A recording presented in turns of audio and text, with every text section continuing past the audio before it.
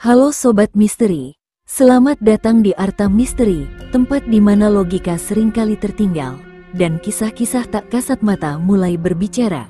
Di sini, kita akan menyelami cerita-cerita nyata penuh teka-teki, kejadian janggal yang tak bisa dijelaskan, hingga penampakan yang terekam tanpa sengaja.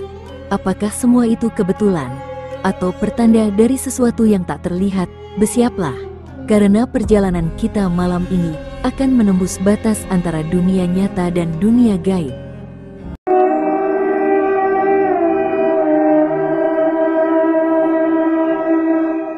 Raka tak pernah menyangka bahwa rumah warisan dari kakeknya akan menjadi awal dari mimpi buruk. Setelah kematian sang kakek, ia memutuskan untuk pindah ke rumah tua itu. Sebuah rumah besar bergaya kolonial di pinggiran kota yang dikelilingi kebun luas dan pepohonan tua.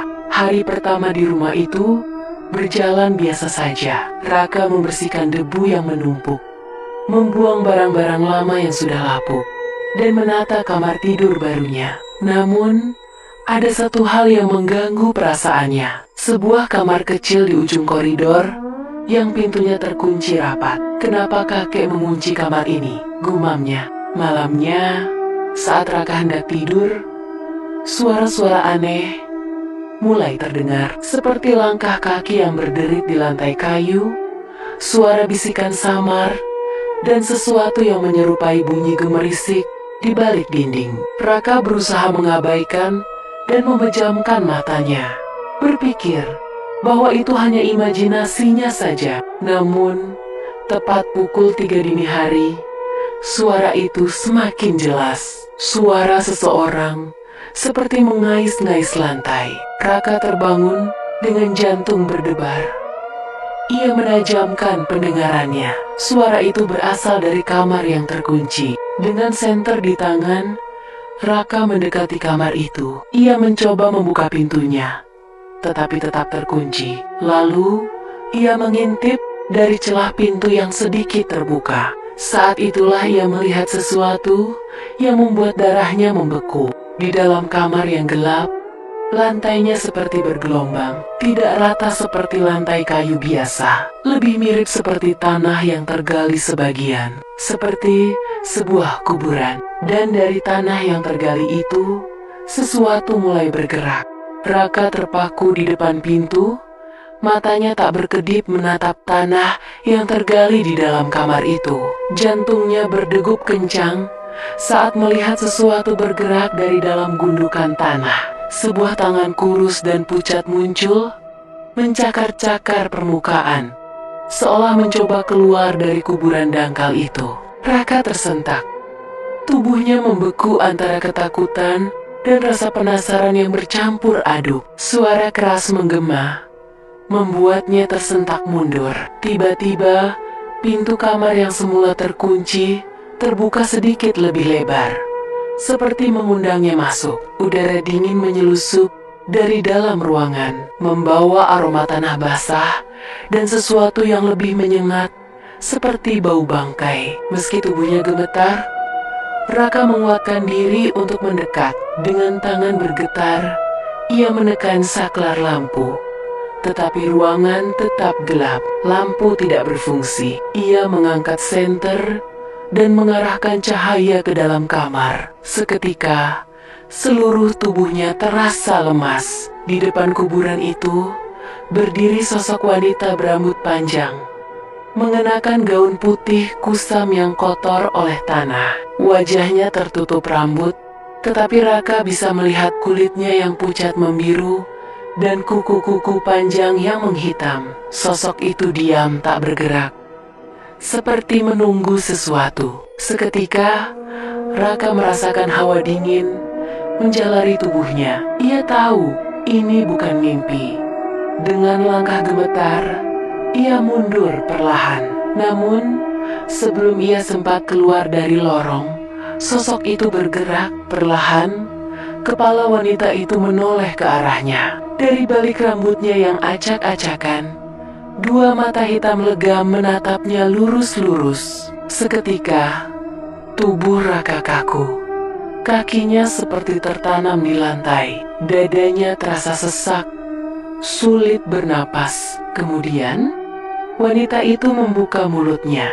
Dari dalam kegelapan, terdengar suara berbisik, "Kau harus menggantikan aku." Dan tiba-tiba, segalanya menjadi gelap. Raka terbangun dengan napas tersengal-sengal. Kepalanya terasa berat, keringat dingin membasahi tubuhnya. Ia mendapati dirinya sudah berada di kamarnya, berbaring di atas tempat tidur. Apa tadi cuma mimpi? Gumamnya. Namun, saat melihat ke tangannya, jantungnya hampir berhenti berdetak. Jari-jarinya dipenuhi tanah basah dan kotoran. Raka segera bangkit dan berlari ke kamar yang terkunci tadi. Tapi kali ini, pintunya kembali tertutup rapat. Ia mencoba mendorong, tetapi tetap tak bergerak. Tak ada lagi jejak tanah atau sosok wanita mengerikan itu. Merasa gelisah, Raka memutuskan untuk mencari tahu lebih dalam tentang rumah ini.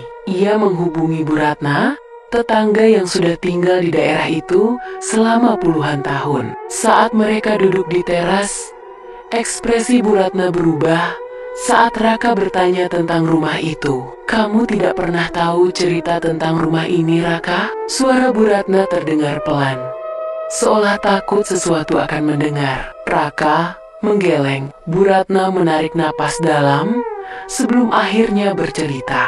"Dulu, sebelum kakekmu membeli rumah ini, ada seorang wanita yang tinggal di sini bersama suaminya. Namanya Sari. Mereka baru menikah dan sangat bahagia. Tapi suatu hari, Sari menghilang tanpa jejak." Raka merasakan bulu kuduknya berdiri. Suaminya bilang Sari kabur dengan pria lain. Tapi banyak orang tidak percaya, sebab sebelum hilang, beberapa tetangga sering mendengar Sari menangis setiap malam. Ada yang menduga ia disiksa, tapi karena suaminya orang terpandang, tidak ada yang berani bertanya lebih jauh.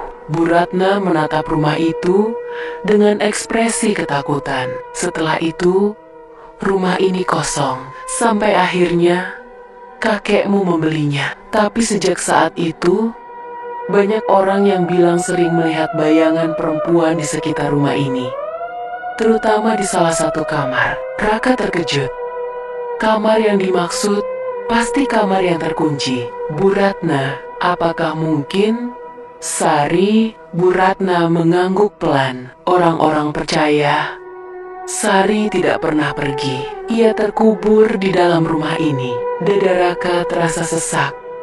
Sekarang semuanya masuk akal. Sosok wanita itu, kuburan di kamar tidur, bisikan menyeramkan, dan kata-kata terakhir yang didengarnya sebelum pingsan. "Kau harus menggantikan aku." Apa yang sebenarnya terjadi di rumah ini? Dan yang lebih penting, apakah arwah Sari hanya ingin ditemukan atau menginginkan sesuatu yang lebih dari itu?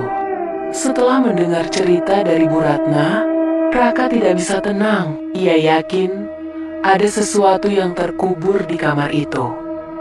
Sesuatu yang harus ditemukan agar semua gangguan berhenti. Malam itu, ia mempersiapkan diri. Dengan senter dan linggis di tangan, ia berdiri di depan pintu kamar yang terkunci. Entah bagaimana, pintu itu terasa lebih dingin dari sebelumnya. Setelah menarik napas dalam, Raka mencoba mendobraknya. Sekali, dua kali, hingga akhirnya engsel pintu berderit dan pintu terbuka sedikit. Saat ia menyorotkan senter ke dalam ruangan, perutnya langsung mual. Bau tanah basah bercampur bau busuk menyengat keluar dari dalam kamar. Tanpa ragu, ia masuk dan mendekati bagian lantai yang bergelombang. Ia mulai menggali dengan linggis, mengeruk tanah yang terasa lembab dan dingin. Tiba-tiba berhenti. Sebuah suara lirih terdengar, membuat Raka langsung menoleh ke belakang. Tidak ada siapa-siapa. Jantungnya berdegup kencang. Tetapi ia terus menggali. Tangan dan bajunya sudah dipenuhi tanah saat tiba-tiba ujung linggisnya menghantam sesuatu yang keras. Sebuah peti kayu tua dengan tangan gemetar. Raka membersihkan tanah di sekitarnya dan mencoba membuka tutup peti. Namun, saat ia hendak menariknya, tiba-tiba peti itu bergerak sendiri. Dari dalam peti, terdengar suara sesuatu menggedor-gedor dengan keras, seakan ada yang ingin keluar. Raka mundur dengan napas memburu, matanya membelalak saat melihat retakan kecil di peti itu mulai terbuka. Dan dari dalamnya, sebuah tangan membusuk muncul mencakar-cakar udara. Seketika, sebuah jeritan nyaring memenuhi ruangan. Jeritan wanita yang menyayat hati. Dan saat Raka hendak lari, ia melihat sesuatu yang membuatnya benar-benar ketakutan. Di sudut ruangan, sosok wanita berambut panjang berdiri, menatapnya dengan senyum mengerikan. Sementara itu, dari dalam peti yang baru setengah terbuka, tangan membusuk itu terus mencakar-cakar udara. Jeritan itu semakin menyayat, seperti berasal dari dalam peti dan dari sosok wanita di sudut ruangan. Raka ingin lari, tapi kakinya terasa berat, napasnya tersengal, tubuhnya gemetar. Namun, nalurinya mengatakan satu hal, jangan lihat ke matanya. Sosok itu mulai bergerak perlahan, langkahnya menyeret di lantai kayu, mendekati Raka. Raka menunduk, menutup matanya setengah, berusaha menghindari tatapan sosok itu. Tapi suara langkahnya semakin dekat. Lalu, ia merasakan sesuatu. Tangan dingin menyentuh pundaknya. Sekujur tubuhnya merinding. Sekuat tenaga, Raka menggenggam linggis dan menancapkannya ke peti, mencoba menghancurkan benda itu. Peti itu terbelah. Bau menyengat langsung menyeruak. Tapi sebelum Raka bisa melihat isi dalamnya, suara jeritan itu tiba-tiba berhenti. Suasana seketika menjadi hening. Ketika Raka berani melirik ke belakang, sosok wanita itu sudah menghilang. Namun, satu hal yang membuatnya semakin ketakutan. Peti yang seharusnya berisi sesuatu yang membusuk ternyata kosong. Tidak, ini tidak mungkin. Gumam Raka mundur perlahan. Tapi sebelum ia bisa berpikir lebih jauh, terdengar suara di belakangnya. Sebuah suara yang berbisik di telinganya dengan nada mengerikan. Sekarang, kau tidak bisa pergi. Seketika, seluruh ruangan berubah. Dinding-dinding seakan membusuk. Tanah mulai retak, dan bayangan gelap mulai merayap dari sudut kamar. Sesuatu sedang terjadi, dan Raka menyadari ia sudah terjebak dalam sesuatu yang lebih buruk dari sekadar mimpi buruk. Raka berdiri di tengah kamar, napasnya tersengal. Seluruh ruangan berubah, seolah-olah ia tidak lagi berada di rumahnya sendiri. Dinding kayu yang sebelumnya usang, kini tampak seperti membusuk, penuh dengan bercak hitam dan retakan. Udara yang tadinya hanya dingin, kini terasa pengap dan berat. Raka mencoba melangkah ke pintu, tetapi begitu tangannya menyentuh gagang pintu, kulitnya terasa seperti terbakar. Ia menarik tangannya dan melihat sesuatu yang mengerikan. Bekas luka bakar berbentuk jari-jari tangan di kulitnya. Pintu itu seakan menolak untuk dibuka. Lalu, dari belakangnya, terdengar suara langkah menyeret. Raka menelan ludah. Ia tidak ingin menoleh, tapi nalurinya memaksa untuk melihat. Dan saat ia berbalik, jantungnya hampir berhenti berdetak. Sosok wanita itu berdiri di ambang peti yang terbuka. Kini wajahnya lebih jelas. Kulitnya membusuk, matanya cekung dengan bola mata yang hampir menghilang, dan bibirnya membiru. Raka ingin bergerak, tapi tubuhnya terasa terkunci. Sosok itu mengangkat tangannya yang penuh tanah, menunjuk ke arah Raka, lalu berbisik, "Kau tidak boleh pergi." Tiba-tiba, Lantai kamar bergetar. Tanah yang tadi ada di peti kini menyebar ke seluruh lantai, seperti hidup dan bergerak. Raka merasakan sesuatu mencengkeram pergelangan kakinya. Ia melihat ke bawah. Tangan-tangan kurus dan membusuk muncul dari dalam tanah, menariknya ke bawah. Aku harus keluar dari sini. Dengan sisa tenaga, Raka meraih linggis yang terjatuh di dekatnya dan mulai memukul tangan-tangan itu. Tapi semakin ia mencoba melawan, semakin banyak tangan yang muncul. Lalu, suara wanita itu kembali terdengar. Kali ini lebih keras. Temani aku di sini. Raka menjerit ketika tanah mulai merayap ke tubuhnya. Ia bisa merasakan dinginnya, kematian menyentuh kulitnya. Apakah ini akhirnya? Tiba-tiba, sesuatu berkilat di dekat peti. Sebuah benda kecil tergeletak di dalamnya. Liontin perak yang terlihat masih bersih. Raka tidak tahu kenapa, tapi nalurinya mengatakan bahwa liontin itu penting. Dengan sekuat tenaga, ia meraih liontin itu. Dan begitu jari-jarinya menyentuh permukaannya, seluruh ruangan bergetar hebat. Angin kencang berputar di dalam kamar. Suara jeritan bergema. Dan tubuh Raka tiba-tiba terlempar ke belakang. Lalu, segalanya menjadi hitam. Tubuh Raka terasa ringan, seperti melayang di ruang hampa. Suara-suara aneh bergema di sekelilingnya. Bisikan samar, tangisan lirih, dan jeritan yang menusuk telinga. Tiba-tiba, cahaya redup muncul. Raka tersadar. Ia kini berdiri di dalam ruangan yang berbeda. Dindingnya masih tua dan usang, tapi tidak lagi membusuk. Tidak ada tangan-tangan yang menariknya. Ia menunduk dan melihat liontin perak yang masih tergenggam di tangannya. Liontin itu terasa hangat, seolah menyimpan sesuatu di dalamnya. Dengan hati-hati, Raka membuka liontin itu. Di dalamnya terselip sebuah foto hitam putih. Seorang wanita muda dengan senyum lembut. Wanita yang tadi menerornya, tapi dalam wujud manusia. Di belakang foto itu ada tulisan tangan yang sudah mulai pudar. Untuk Sari, dari suamimu tercinta. Raka terperanjat. Jadi benar, wanita yang menghantuinya adalah Sari. Dan liontin ini adalah miliknya. Tapi ada yang janggal. Jika liontin ini adalah hadiah dari suaminya, kenapa Sari justru meninggal dengan cara mengerikan? Raka memejamkan mata, mencoba menghubungkan semua kejadian. Lalu, tiba-tiba pintu kamar terbanting terbuka. Angin dingin bertiup kencang, membawa bisikan lirih yang semakin jelas. Tolong aku,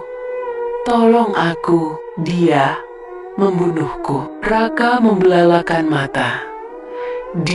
Suara itu berulang, semakin nyaring, semakin menyedihkan, seperti seseorang yang meratap dalam penderitaan. Seketika, Raka tersadar, Sari tidak ingin menerornya. Dia ingin memberitahukan sesuatu. Mungkin ini sebabnya arwahnya tidak pernah tenang.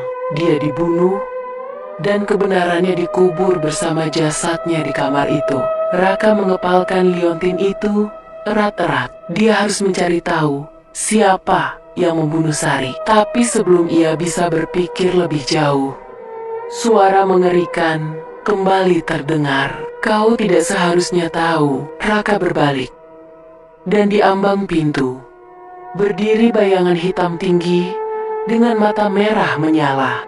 Raka terpaku. Sosok bayangan hitam itu berdiri tegak di ambang pintu. Tinggi, kurus, dengan mata merah yang menyala dalam gelap. Udara di kamar tiba-tiba menjadi berat. Napas Raka terasa sulit. Kau tidak seharusnya tahu.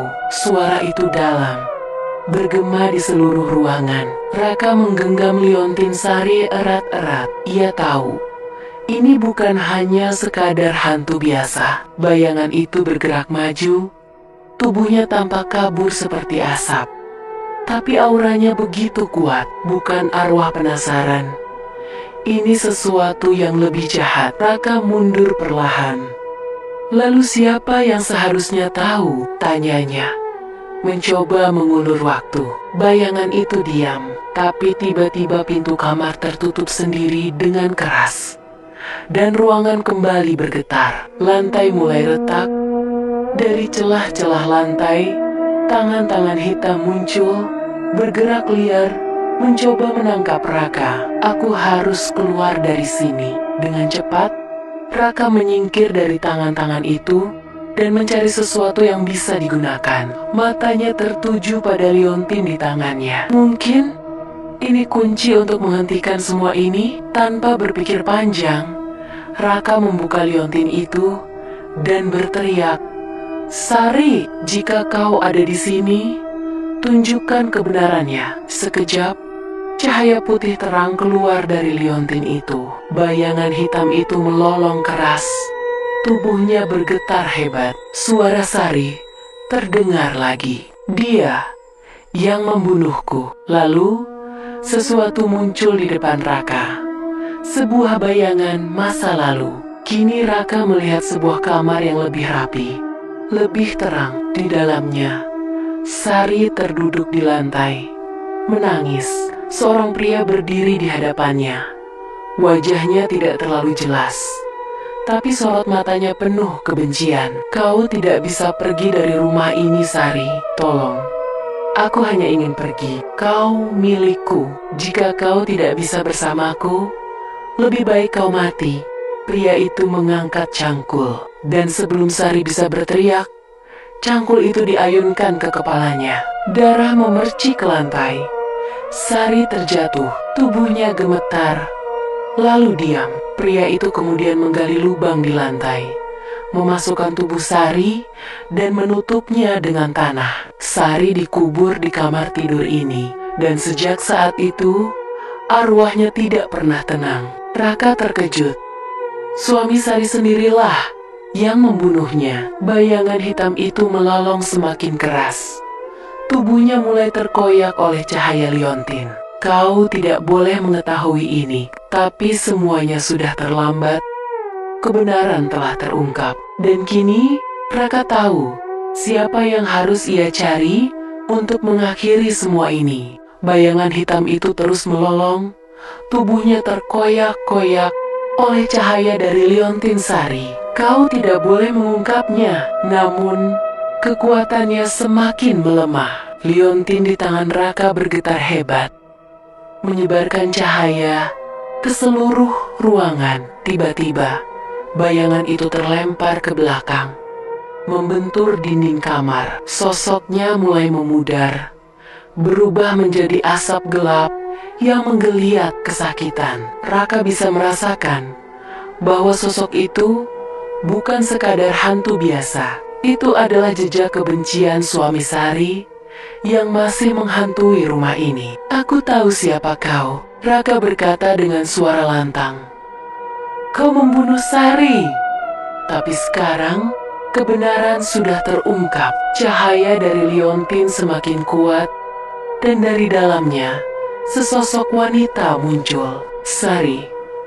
Namun, kali ini ia tidak terlihat menyeramkan. Wajahnya bersinar, tubuhnya tidak lagi membusuk. Ia tampak seperti wanita biasa, mengenakan gaun putih dengan mata penuh kesedihan. "Kau sudah menyiksaku, bahkan setelah aku mati." Suara Sari bergema di dalam ruangan. Bayangan hitam itu bergetar ketakutan. "Tidak, ini tidak seharusnya terjadi. Kau sudah mati." Sari melayang mendekati bayangan itu, lalu mengangkat tangannya. "Sekarang, kau yang harus merasakan penderitaanku." Cahaya putih meledak dari tubuh Sari, membakar bayangan hitam itu. "Tidak!" Jeritan menyayat memenuhi ruangan. Bayangan itu berputar-putar. Tubuhnya menghilang sedikit demi sedikit, hingga akhirnya menghilang. Ruangan tiba-tiba menjadi hening. Tidak ada lagi suara bisikan. Tidak ada lagi hawa dingin menusuk. Hanya ada Raka dan Sari yang berdiri di tengah kamar yang kini kembali normal. Sari menatap Raka dengan senyum tipis. Matanya penuh dengan rasa terima kasih. Terima kasih. Sekarang aku bisa pergi dengan tenang. Tubuhnya perlahan berubah menjadi cahaya, lalu menghilang, meninggalkan ruangan yang kini terasa damai. Raka menatap liontin di tangannya. Liontin itu kini tidak lagi bersinar, hanya benda biasa. Akhirnya, semua berakhir. Atau setidaknya, itulah yang ia pikirkan. Sebab, saat ia melangkah keluar dari kamar itu, ia tidak menyadari bahwa di sudut ruangan, sebuah bayangan kecil masih mengintip dari balik lemari. Raka menghela napas lega. Semua sudah berakhir. Ia melangkah keluar dari kamar itu, meninggalkan segala kengerian di belakangnya. Udara terasa lebih ringan. Rumah ini tidak lagi terasa sesak dan menekan. Namun, tanpa ia sadari, di dalam kamar sesuatu masih tersisa. Di sudut ruangan, di balik lemari tua, sepasang mata kecil mengintip. Bayangan itu masih ada. Beberapa hari kemudian, Raka kembali ke rumahnya yang lain. Ia mencoba melupakan semua kejadian mengerikan itu. Namun, perasaan tidak nyaman terus menghantuinya. Setiap malam, ia bermimpi tentang rumah itu, tentang Sari, tentang bayangan hitam yang lenyap dalam cahaya. Tapi ada satu hal yang tidak bisa ia lupakan. Tatapan dari sudut ruangan sebelum ia pergi. Ia yakin saat itu ada sesuatu yang masih mengawasinya. Dan perasaan itu semakin kuat ketika ia melihat sesuatu di atas meja di kamarnya sendiri. Liontin perak milik Sari. Padahal ia yakin telah meninggalkannya di rumah itu. Jantung Raka berdegup kencang. Perlahan, ia mengambil liontin itu dan membukanya.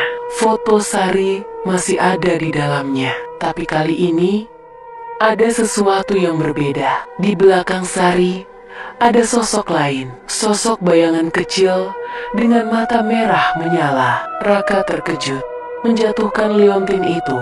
Menatap liontin yang terjatuh di lantai. Foto Sari di dalamnya kini memperlihatkan sesuatu yang tidak pernah ia lihat sebelumnya. Sesosok bayangan kecil dengan mata merah menyala berdiri di belakangnya. Ia mencoba meyakinkan dirinya bahwa ini hanya ilusi. Namun, udara di sekitarnya tiba-tiba berubah. Lampu di kamar berkedip-kedip. Cermin di sudut ruangan bergetar pelan. Lalu, dari dalam cermin, sesuatu muncul. Bayangan kecil itu kini tampak jelas.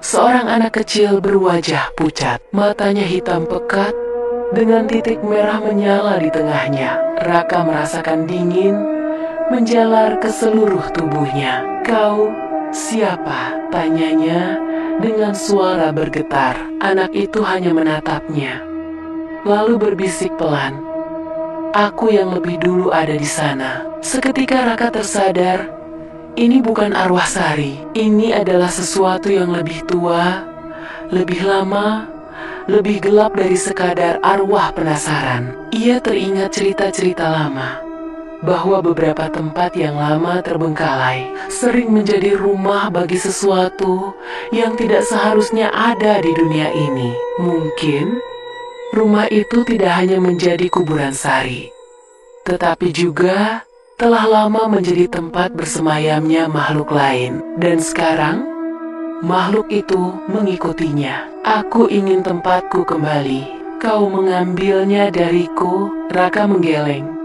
mencoba mencari cara untuk mengusirnya. Ia menggenggam liontin Sari dan berbisik, "Sari, jika kau masih di sini, bantu aku." Ruangan kembali bergetar, angin dingin bertiup, dan tiba-tiba cahaya putih keluar dari liontin. Di hadapan Raka, sesosok Sari muncul. Namun, kali ini ia tampak berbeda.